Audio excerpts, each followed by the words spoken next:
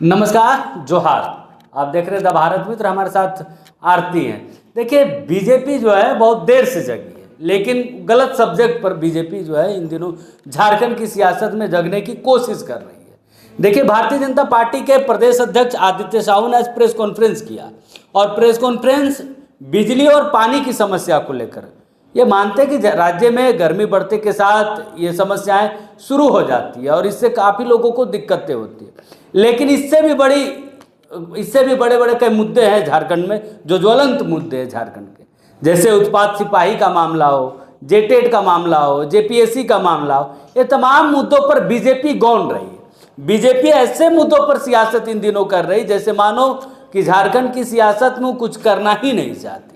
जैसे अभी बीजेपी के प्रदेश अध्यक्ष ने कहा कि 6 तारीख से राज्यव्यापी उनका आंदोलन चलेगा बिजली और पानी को लेकर। वहीं 12 तारीख को 12 मई को जो है रांची में एक विशाल प्रदर्शन किया जाएगा। लेकिन एक सवाल उठता है, क्या इतने बड़े मुद्दे, बिजली और पानी की समस्या इतना बड़ा मुद्दा है कि जेपीएससी जो झारखंड के छात्रों का भविष्य से भी बड़ा, फ्यूचर से भी बड़ा ये मुद्दे बिजली और पानी मुद्दा है क्या झारखंड में मुद्दे नहीं है कि झारखंड में समय से परीक्षाएं हो? जेटेट की नियमावली में जो मांग बीजेपी के भी नेता कर रहे थे, सत्ता पक्ष के भी नेता मांग कर रहे थे कि जेटेट की नियमावली में भोजपुरी और अंगिका, इन सारी भाषाओं को शामिल किया जाए, खासकर गोड्डा, पलामू और गढ़वा में भाषा में बदलाव आए, नियमावली में बदलाव आए। क्या ये सबसे भी बड़े मुद्दे पानी और बिजली है? जो उत्पाद सिपाही का पेपर लीक का मामला सामने आया था, जो अभ्यर्थियों ने प्रदर्शन भी किया था, हाल के दिनों में जेट की परीक्षा हुई, कई केंद्रों पर जो है पेपर प्रश्न पत्र ही नहीं पहुंचे। लेकिन इन सारे मामलों पर बीजेपी मौन है। सिर्फ बीजेपी इन मामलों पर जो है सोशल मीडिया पर ट्वीट करके या फिर बीजेपी के दफ्तर पर प्रेस कॉन्फ्रेंस करके सरकार पर आरोप लगाती हुई नजर आई। लेकिन एक बार भी मुखर होकर सड़कों पर उतरकर राज्य सरकार को घेरने की कोशिश बीजेपी की तरफ से नहीं हुई। आरती, क्या लगता है कि इतना बड़ा मुद्दा हो गया? बिजली पानी मुद्दा है, निश्चित ये एक बड़ा मुद्दा है क्योंकि जन सरोकार से जुड़ा हुआ मामला है। लेकिन क्या जो मुद्दे जेपीएससी हो, जेट हो, जेटेट हो, ये सबसे भी बड़ा मुद्दा बिजली और पानी है? नहीं, देखिए, मुझे ये बड़ा आपने बहुत सही सवाल पूछा है कि मुद्दा क्या बड़ा, और मुद्दे बड़े और छोटे नहीं होते, मुद्दे प्रायोरिटी के हिसाब से तय होते हैं। बिजली और पानी भी उतनी ही जरूरी चीजें हैं जितना रोजगार और शिक्षा उसकी जरूरत है, स्कॉलरशिप की जरूरत है। लेकिन आप जरा ये सोचिए, ऐतराज इस पर नहीं है कि आपने बिजली और पानी जैसे मुद्दे को क्यों उठाया, क्यों आप 6 दिनों तक आंदोलन करने वाले हैं और 12 तारीख को आप इस पर सीधे एक बड़ी रैली करेंगे। इससे बड़े मुद्दे जब सामने आए, चाहे वो जेटेट का मामला हो, चाहे वो भाषा विवाद का मामला हो, जेटेट की नियमावली में जो रद्दोबदल किए गए उसमें से भोजपुरी और अंगिका को हटा दिया गया, इसके बावजूद आपकी चूतक नहीं है। ऐसा थोड़ी है कि आपके विधायक उन इलाकों से नहीं आते थे। इस बार भले आप चूक गए हैं, चुनाव हार गए, नहीं आपको प्रतिनिधित्व मिल पाया, लेकिन इसका कतई मतलब नहीं है कि वहां के लोगों से आपका वास्ता नहीं है। चाहे गोड्डा हो, पलामू हो, गढ़वा हो, उस पर आप चुप्पी साधे हैं। आप उत्पाद जो सिपाही बहाली मामला है उसमें देख लीजिए, उसमें कहीं मुझे ये नहीं लगा कि बीजेपी ने मतलब बहुत ज्यादा इस तरीके से जो तैयारियां बिजली और पानी को लेकर की जा रही है, तो इन मुद्दों को लेकर भी सरकार को घेरने की तैयारी की गई है।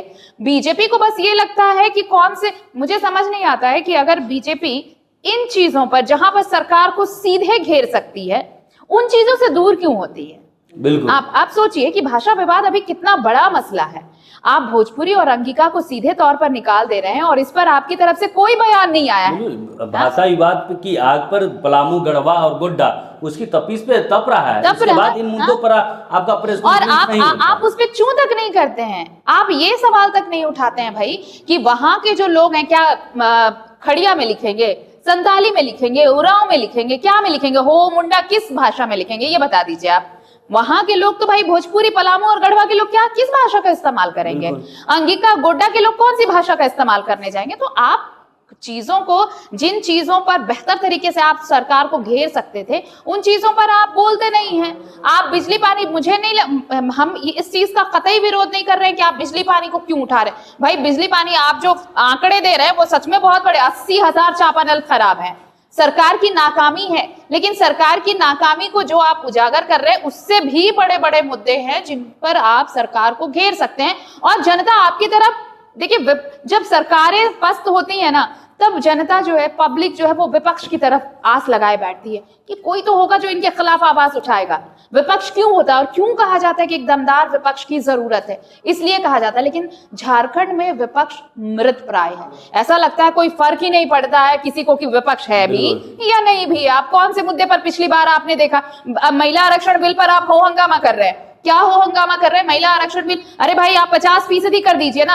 आप अपनी पार्टी से कितनी महिलाओं को टिकट दे देते हैं? आप जो 100 लोगों की लिस्ट निकालते हैं उसमें 50 महिलाओं को कैंडिडेट बना दीजिए। फिर देखिए में जो चुनाव हुए उसमें कितने महिलाओं की भागीदारी। मैं ये कहती हूँ कि आप बहुत हो हंगामा कर रहे हैं आरक्षण बिल को। मैं कहती हूँ अगर आप यहाँ पर 81 विधानसभा सीटों के लिए जो लिस्ट जारी करते हैं उसमें से आप 42 सीटों पर महिला उम्मीदवार उतार दीजिए ना, फिर किसी को क्यों आरक्षण की जरूरत पड़ेगी? मुझे, अगर आप 42 महिला उम्मीदवार दे रहे हैं तो उनमें से जो चुनकर आएंगी आप दे दीजिए। अपनी पार्टी में आरक्षण खत्म करिए ना, बात आरक्षण की जरूरत ही नहीं पड़ेगी भाई। आप आधी आबादी को उनकी हिस्सेदारी खुद देने लगे, लेकिन आप उस पर बवाल कर रहे हैं, जबकि वो 2023 में पास हो चुका है और उसके बहाने इस बार आप परिसीमन लाना चाहते थे। परिसीमन आपका नहीं आया, तो परिसीमन तो संवैधानिक प्रक्रिया है, आज नहीं आएगा कल आएगा ही, वो तो आना ही है। वो आप कोई भी सरकार आए, चाहे वो मोदी सरकार आए कि उसके बाद की कोई सरकार आए, जब होगा वो संवैधानिक प्रक्रिया है, वो होना ही है। आप उसमें कौन सी बाजी मार लेंगे? लेकिन आपका बस ये है कि जिन चीजों का सरोकार सतही तौर पर है उस पर आप खूब हो हल्ला करते हैं, लेकिन जो प्रत्यक्ष तौर पर जिनसे जनता का वास्ता है, जिनसे पब्लिक को डायरेक्टली वो उनके हक में आवाज आप बुलंद कर सकते हैं, वहां पर आप चुप्पी साध लेते हैं। आप महिला आरक्षण को लेकर गोलबंद होते हैं, चलिए ठीक है, मशाल जुलूस भी निकालते हैं, लोगों को बताते हैं कि विपक्ष जो है, देश का विपक्ष, वो महिला विरोधी है, चलिए मान लेते हैं। लेकिन फिर आप जेटेट की नियमावली को लेकर क्यों नहीं विरोध करते हैं? भोजपुरी, मगही, अंगिका, ये कौन बोलते हैं? ये क्या बाहर के, विदेश के आए लोग बोलते हैं कि यहीं के लोग बोलते हैं? उनके लिए आवाज कौन उठाएगा? उनके लिए आप प्रेस कॉन्फ्रेंस क्यों नहीं करते? सरकार में तो चलिए सरकार की मजबूरी है, उन्होंने चुप्पी साध रखी है, लेकिन आपकी क्या मजबूरी है? आप क्यों नहीं गोलबंद होते? पानी और बिजली के लिए आप बवाल कर रहे हैं, 6 दिनों तक आपका खूब प्रदर्शन चलेगा, आंदोलन चलेगा, ये करेगा, लेकिन आप एक दिन भी भाषाई विवाद के लिए जुबान खोलते? तो ये सब चीजें देखिए, बीजेपी के खेमे में आपको यही नहीं समझ में आएगा चित्रंजन, कि सबकी अपनी ढपली अपना राग है। वहां पर कोई कुछ करता है, कोई कुछ, बहुत बहुत बिखराव सा है। अगर आपको मन है तो आपने आज प्रेस कॉन्फ्रेंस कर ली किसी मुद्दे पर, उसके बाद फिर मुझे मन किया, मैंने प्रेस कॉन्फ्रेंस कर ली किसी मुद्दे पर।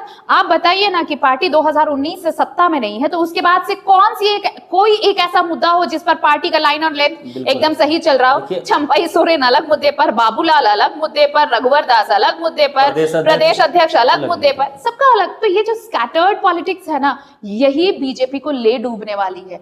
आप बुरा मत मानिए कि हम बिल्कुल, मैं फिर से ये कह रही हूँ ये बात कि बिजली और पानी पे आंदोलन गलत नहीं है, चाहिए, वो बेसिक नीड है, लेकिन इस बेसिक नीड के साथ साथ क्या शिक्षा, रोजगार, ये जरूरी नहीं? बस सोचिएगा जरूर। देखिए, मुख्यमंत्री हेमंत सोरेन के कार्यकाल का अब 1.5 वर्ष होने को जा रहा है, और इन डेढ़ वर्षों में आप देखेंगे तो बीजेपी का वो आक्रामक वाला रूप नहीं दिखा ही नहीं। सदन में भी अगर बात करें तो सदन में भी बीजेपी की वो आक्रामकता नहीं दिखी जो आक्रामकता पूर्व में दिखती थी, या हेमंत सोरेन के पार्ट 1 की सरकार में दिख रही थी। सदन में भी उसी तरीके से खामोशी के साथ सत्ता पक्ष का समर्थन ही उन्होंने कर दिया, उनके आगे सरेंडर ही कर दिया। उसके बाद इन 1.5 वर्षों में कैसे मामले आए, कैसे मुद्दे आए जिन मुद्दों पर सरकार को घेरा जा सकता था? महिलाओं के प्रति घेरा जा सकता था, लॉ एंड ऑर्डर को लेकर घेरा जा सकता है, ऐसे तमाम कई मुद्दे आए। उन मुद्दों पर बीजेपी ने मानो गौन साध लियो कि कोई मुद्दा है ही नहीं राज्य में। बल्कि देखिए, उसके बाद आप देखेंगे तो हाल के दिनों में सबसे बड़ा 1.5 वर्षों में अगर कोई सड़क पर उतरकर बीजेपी ने किसी मामले पर प्रदर्शन किया तो महिला आरक्षण को लेकर ही बीजेपी का प्रदर्शन रहा, वो भी महिलाओं को लेकर वो रहा कि केंद्र में जितनी भी विपक्षी पार्टियां हैं उनके खिलाफ रहा। झारखंड की राजनीति को लेकर, झारखंड सरकार को लेकर स्पेशल कि उनके कारण ये सारी चीजें हो रही है। ये जो आप कह रहे हैं ये बड़ा मजेदार है। वही इसमें एक चीज और है, आप देखेंगे कि कभी नहीं दिखा देखिए, एक हम लोग भी कुछ दिन पहले हम लोग एक खबर डिस्कस कर रहे थे कि लोकतंत्र की खूबसूरती क्या है कि विपक्ष भी उतना ही दमदार होना चाहिए। अगर विपक्ष कमजोर होता है तो राज्य में अराजकता फैल जाती है। तो वही स्थिति बनी हुई कि मानो विपक्ष कमजोर नहीं हुआ, मानो कि विपक्ष का मौन समर्थन हो सत्ता पक्ष को कि आप जो कर रहे हैं वो सही कर रहे हैं, आपके साथ हम हैं। तब तो बीजेपी इन सारे विषयों पर विरोध नहीं कर पाती है, आवाज नहीं उठा पाती है। बिल्कुल। और अब ये बड़ा दिलचस्प है चितरंजन, वही मैं आपको कह रही थी कि झारखंड की राजनीति से जुड़े जो भी मसले हैं, झारखंड के लिए जो मसले हैं, उस पर प्रदेश बीजेपी ज्यादा एक्टिव नजर नहीं आएगी। लेकिन आला कमान से अगर कोई टास्क मिल गया उसके बाद आप देखिए कि बहुत पूरी सरगर्मी नजर आएगी। पूरे पार्टी कार्यालय में आपको बहुत एक्साइटमेंट दिखेगा, सड़क पर आंदोलन हो रहा है। तो ये टास्क अगर वहां से फिक्स किए जा रहे हैं तो फिर आप जैसे नेताओं की यहाँ जरूरत क्या है?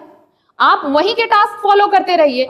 बिल्कुल, वहां के नेताओं को, राष्ट्रीय नेताओं को तो झारखंड के मुद्दे पता नहीं कि झारखंड की सरकार में क्या कुछ चल रहा है, क्या चीजें चल रही हैं। और देखिए, इससे सिर्फ सत्ता पक्ष, विपक्ष ही परेशान नहीं है या फिर जो जनता ही परेशान नहीं, सत्ता पक्ष के भी क्या नेता परेशान है इन सारी चीजों से लेकर। लेकिन बीजेपी को लगता है कि वो हेमंत सोरेन को बीट करने के बजाय क्या है कि हेमंत सोरेन को मानो मौन सवार, जो चर्चाएं चल रही या फिर जो पॉलिटिकल सिनेरियो दिखता है कि मुख्यमंत्री हेमंत सोरेन जो है असम में चुनाव प्रचार करते हैं कांग्रेस के खिलाफ, फिर झारखंड में बीजेपी और जेएमएम के बीच जो सारी चीज़ें दिखती हैं कि कैसी खामियां रहती है सरकार और जेएमएम की, लेकिन उस पर बीजेपी जो है खामोश रहती है, उस पर बहुत ज़्यादा पलटवार नहीं करती, या फिर कोई प्रदर्शन बीजेपी के तरफ से उस पर उग्र उसका जो है नहीं दिखता है। तो क्या इसको क्या माने कि सच में वाकई में जो चर्चाएं चलती हैं या फिर जो चर्चाएं चल रही है या जो पॉलिटिकल सिनेरियो दिखता है कि मानो बैकडोर से बीजेपी जेएमएम में सहमति बन गई है? बिल्कुल।